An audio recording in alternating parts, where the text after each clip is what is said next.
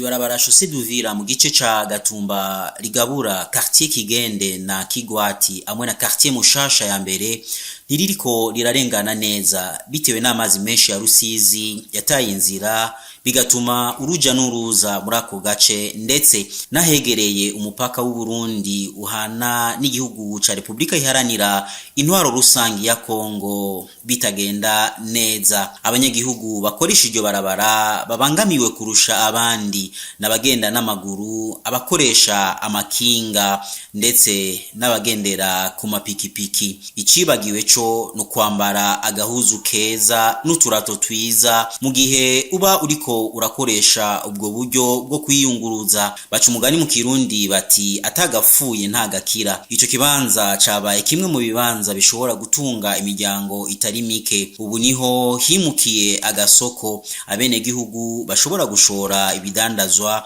bitandukanye na cane imfungurwa. Abandi nabo barahatorera koyoko mu kuroba amafi bitabagoye kuko usanga bariko barakoresha imisegetera ishaje bakaronka ayo mafi ku bwinshi kandi bagaca banashora muri ico kibanza nyene. Abadandaza bari bafise amabutike ku nkengera zibarabara nibigeze bimuka naho batewe n'amazi. Akazi kabo kakabandanya ukuri kwamye kugira abagura babashikire babanza guca mu mazi, naho babandanya bakora bafise ubwoba bwinshi bibaza ko umunsi umwe bazosanga ibidandazwa vyabo biriko birareremba mu mazi canke vyamaze gutwagwa.